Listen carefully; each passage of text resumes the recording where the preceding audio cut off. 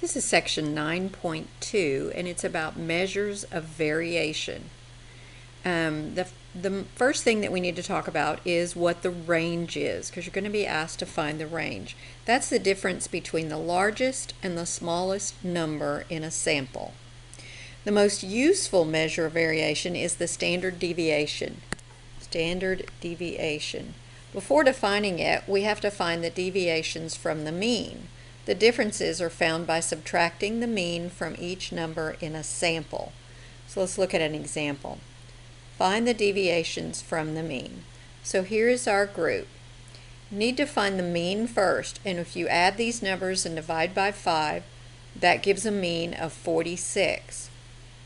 Then when you look at all the letters in this chart, the number 32, if we subtract the mean from that, we get negative 14. The number 41, if we subtract the mean, we get negative 5. If we subtract 47, take away 46, we get 1. 53, we get 7, and 57, we get 11. The sum of the deviations should always equal 0 in a list. All right? So you find the mean and you subtract it from your items in your list. That would give you the deviation from the mean. Then to get the standard deviation, you have this formula. If we were going to do it by hand, we're actually going to use our calculator to do this.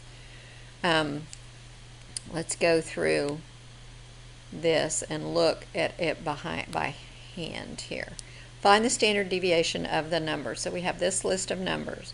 The mean, we take all these, divide by the number of items, that gives us 23.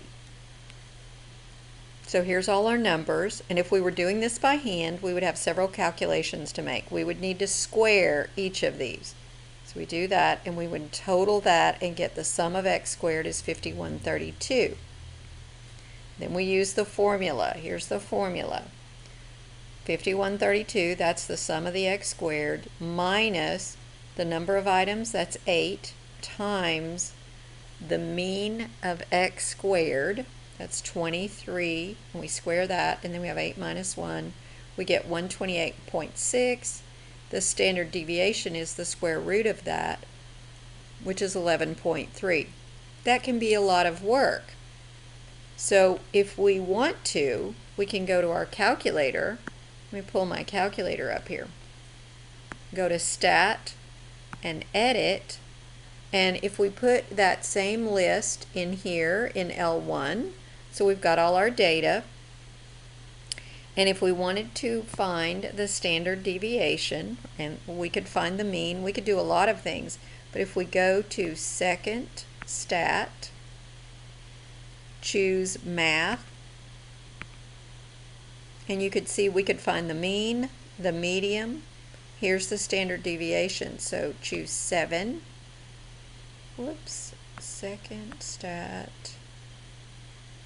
And we're on L1. Math. 7. I guess I need to go out of that. So sorry.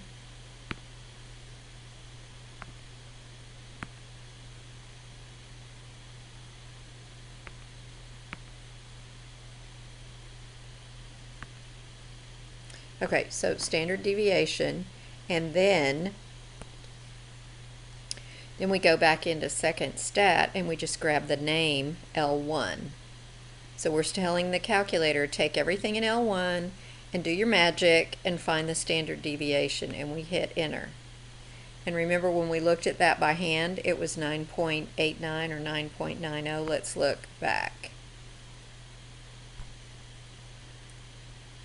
Oh, that's a different one. I was doing it for this list up here, and we don't even have that. At any point, let's see. That's the method that you would do it, and it would give you this 11.33. I'm sorry, I had another list in there that I was thinking that I already had. So the method for doing that is Second Stat,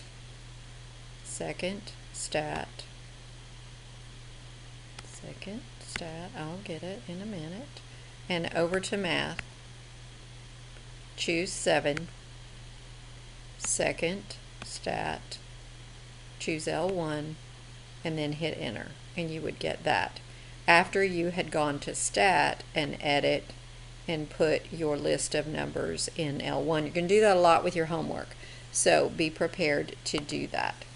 The last thing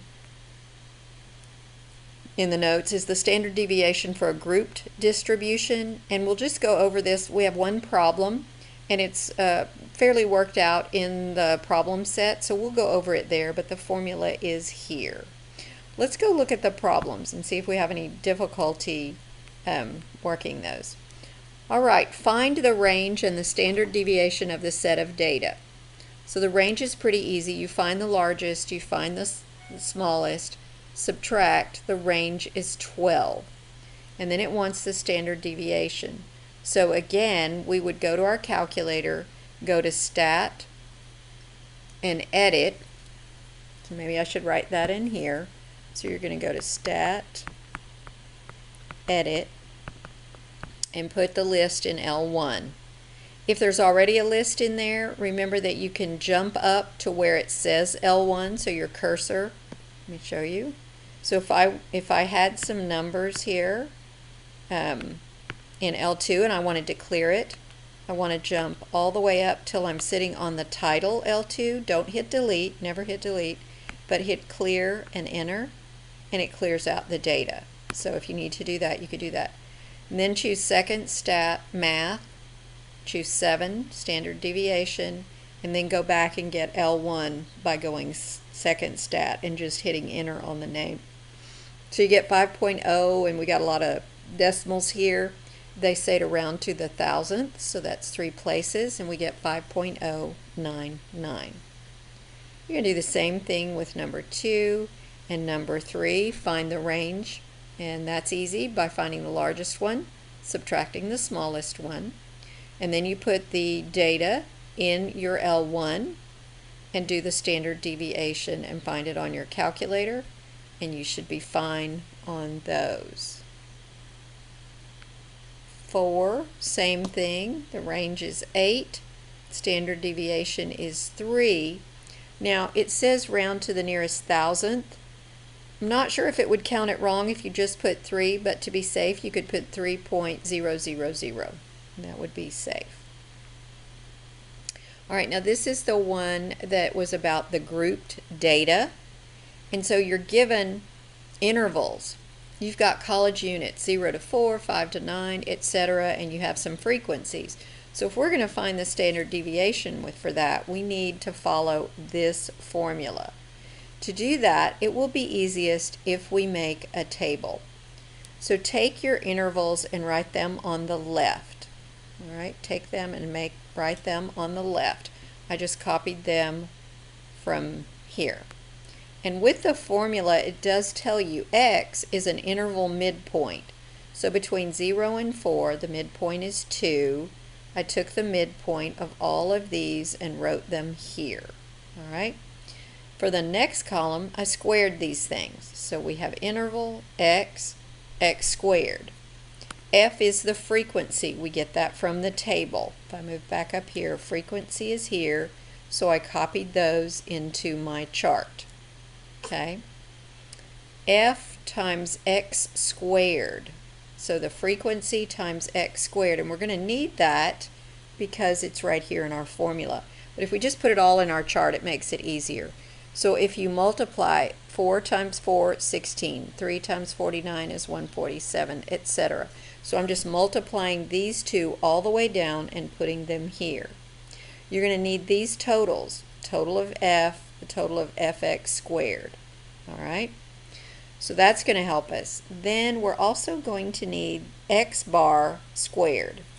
So to get that, we're going to take the total of x times f. So that's 8 plus 21 plus 72 plus 51, etc. So you're going to multiply x times f and then total those up, and you get 505. Try that, make sure you can do that. And then the total of the f column, which we totaled and put here. So 505 divided by 30 is 16.8. That's x bar. That's the mean of that. All right? So now we're ready to put in the formula. So if we look here, the sum of fx squared. All right? So we have that. 10875. We have that. Minus, I'm going to keep going back to the formula so that you see what we're doing. N, that's the number of items, so that's 8 times x bar squared. So we have, not 8, I'm so sorry. So N is 30, it tells us that. N is the sum of F, not the sum of the items, because we have an interval. So sum of F is 30. So we have 30 times x bar squared, all over n minus 1. And all of that is in the radical. So at this point, you're in the calculator, and I really should make that longer so it's very evident that's all in there. So if you do all of that, you get 83.0275. Finally, take the square root of that, and you get 9.1.